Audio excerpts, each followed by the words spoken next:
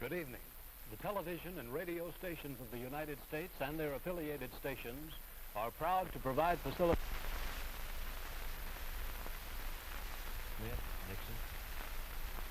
In the election of 1860, Abraham Lincoln said the question was whether this nation could exist half slave or half free.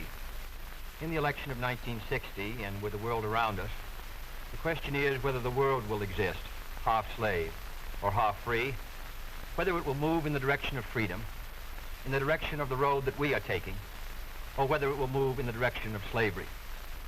I think it will depend in great measure upon what we do here in the United States, on the kind of society that we build, on the kind of strength that we maintain.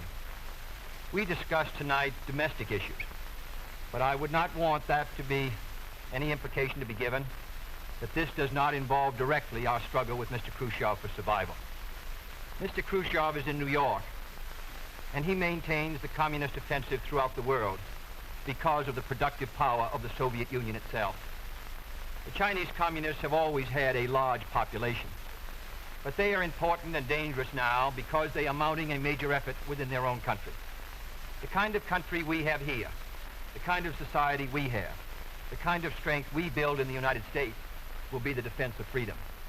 If we do well here, if we meet our obligations, if we're moving ahead, then I think freedom will be secure around the world. If we fail, then freedom fails. Therefore, I think the question before the American people is, are we doing as much as we can do? Are we as strong as we should be? Are we as strong as we must be if we're going to maintain our independence? And if we're going to maintain and hold out the hand of friendship to those who look to us for assistance, to those who look to us for survival? I should make it very clear that I do not think we're doing enough, that I am not satisfied as an American with the progress that we are making. This is a great country, but I think it could be a greater country. And this is a powerful country, but I think it could be a more powerful country. I'm not satisfied to have 50% of our steel mill capacity unused. I'm not satisfied when the United States had last year the lowest rate of economic growth of any major industrialized society in the world, because economic growth means strength and vitality. It means we're able to sustain our defenses. It means we're able to meet our commitments abroad. I'm not satisfied when we have over $9 billion worth of food, some of it rotting, even though there is a hungry world, and even though 4 million Americans wait every month for a food package from the government, which averages 5 cents a day per individual. I saw cases in West Virginia, here in the United States, where children took home part of their school lunch in order to feed their families, because I don't think we're meeting our obligation towards these Americans. I'm not satisfied when the Soviet Union is turning out twice as many scientists and engineers as we are. I'm not satisfied when many of our teachers are inadequately paid, or when our children go to school part-time shifts. I think we should have an educational system second to none. I'm not satisfied when I see men like Jimmy Hoffa in charge of the largest union in the United States, still free. I'm not satisfied when we are failing to develop the natural resources of the United States to the fullest. Here in the United States, which developed the Tennessee Valley and which built the Grand Coulee and the other dams in the northwest United States, at the present rate of hydropower production, and that is the hallmark of an industrialized society, the Soviet Union by 1975 will be producing more power than we are. These are all the things, I think, in this country that can make our society strong or can mean that it stands still. I'm not satisfied until every American enjoys his full constitutional rights. If a Negro baby is born, and this is true also of Puerto Ricans and Mexicans in some of our cities, he has about 1/2 as much chance to get through high school as a white baby. He has 1/3 as much chance to get through college as a white student. He has about 1/3 as much chance to be a professional man, about 1/2 as much chance to own a house. He has about 4 times as much chance that he'll be out of work in his life as the white baby. I think we can do better. I don't want the talents of any American to go to waste. I know that there are those who say that we want to turn everything over to the government. I don't at all. I want the individuals to meet their responsibility. And I want the states to meet their responsibility. but I think there is also a national responsibility. The argument has been used against every piece of social legislation in the last 25 years. The people of the United States individually could not have developed the Tennessee Valley. Collectively, they could have. A cotton farmer in Georgia, or a peanut farmer, or a dairy farmer in Wisconsin or Minnesota, he cannot protect himself against the forces of supply and demand in the marketplace, but working together in effective governmental programs, he can do so. 17 million Americans who live over 65 on an average Social Security check of about $78 a month. They're not able to sustain themselves individually, but they can sustain themselves through the Social Security system. I don't believe in big government, but I believe in effective governmental action. And I think that's the only way that the United States is going to maintain its freedom. It's the only way that we're going to move ahead. I think we can do a better job. I think we're going to have to do a better job if we are going to meet the responsibilities which time and events have placed upon us. We cannot turn the job over to anyone else. If the United States fails, then the whole cause of freedom fails. And I think it depends in great measure on what we do here in this country. The reason Franklin Roosevelt was a good neighbor in Latin America was because he was a good neighbor in the United States. Because they felt that the American society was moving again. I want us to recapture that image. I want people in Latin America and Africa and Asia to start to look to America, to see how we're doing things, to wonder what the President of the United States is doing, and not to look at Khrushchev or look at the Chinese communists. That is the obligation upon our generation. In 1933, Franklin Roosevelt said in his inaugural that this generation of Americans has a rendezvous with destiny. I think our generation of Americans has the same rendezvous. The question now is, can freedom be maintained under the most severe attack it has ever known? I think it can be. And I think in the final analysis, it depends upon what we do here.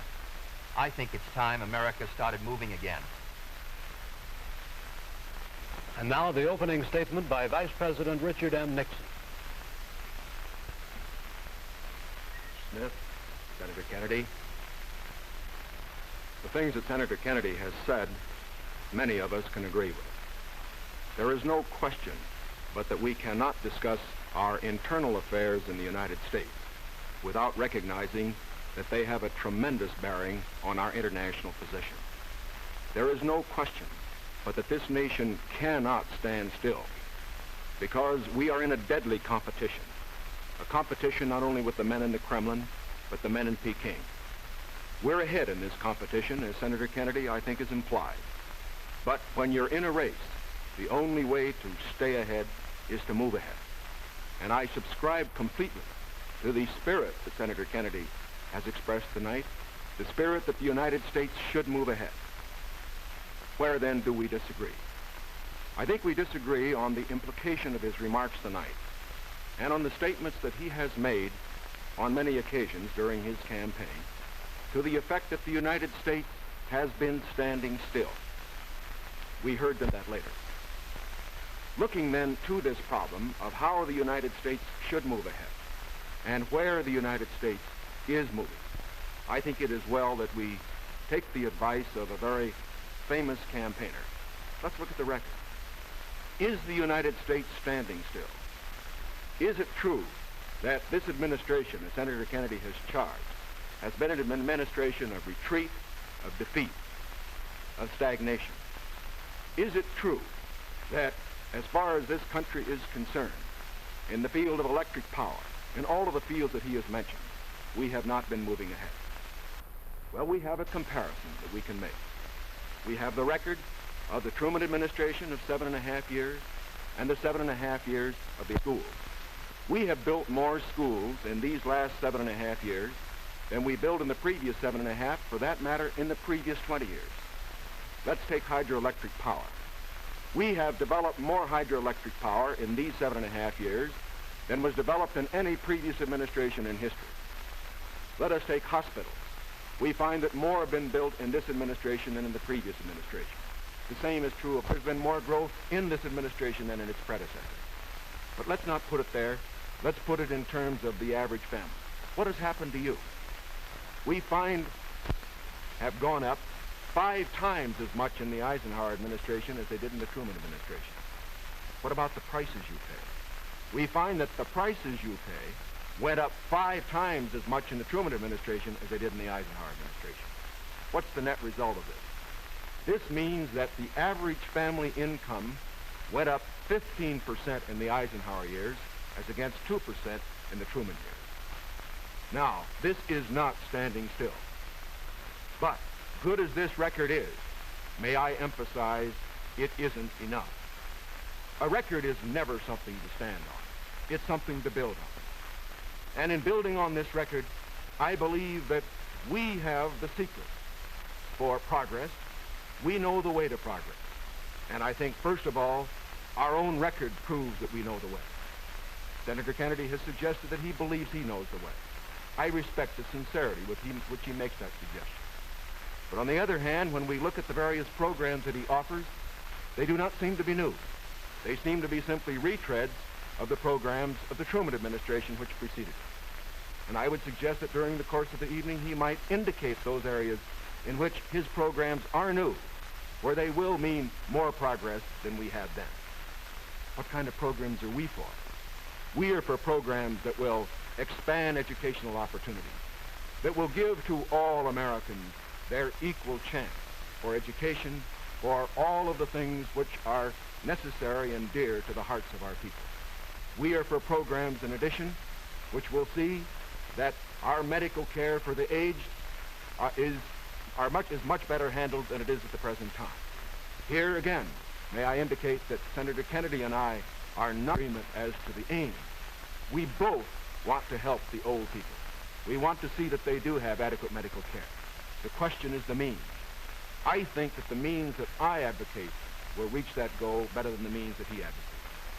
I could give better examples, but for whatever it is, whether it's in the field of housing, or health, or medical care, or schools, or the development of electric power, we have programs which we believe will move America, move her forward and build on the wonderful record that we have made over these past 7.5 years. Now, when we look at these programs, might I suggest that in evaluating them, we often have a tendency to say that the test of a program is how much you're spending. I will concede that in all the areas to which I have referred, Senator Kennedy would have the federal government spend more than I would have it spend. I costed out the cost of the Democratic platform. It runs a minimum of $13.2 billion a year more than we are presently spending to a maximum of $18 billion a year more than we're presently spending. Now, the Republican platform will cost more, too.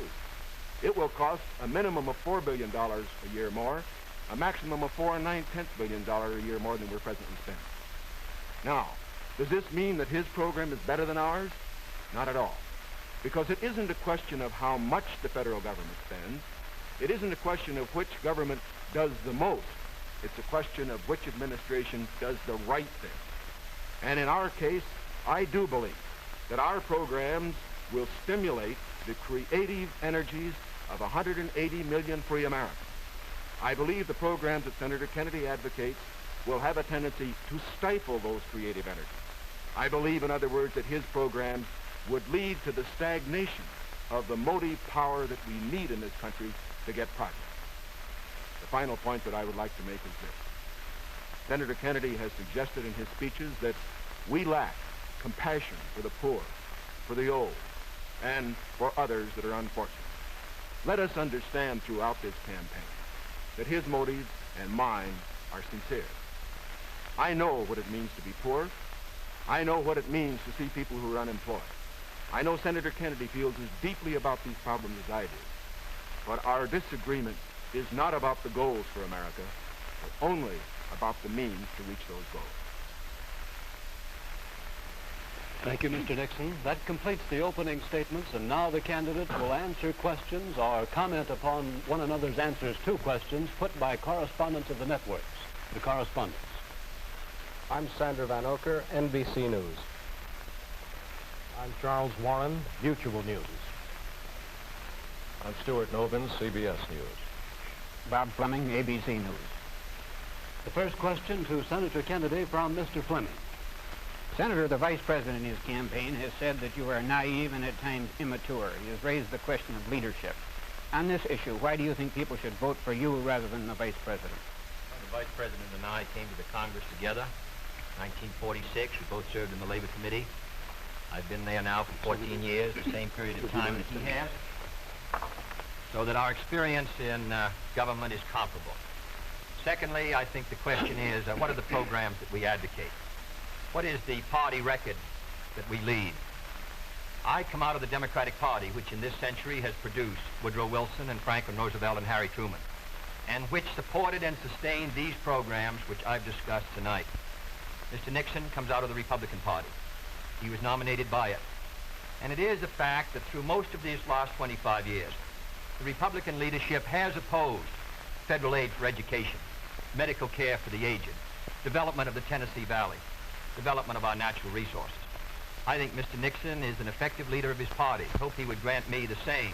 The question before us is, which point of view and which party do we want to lead the United States?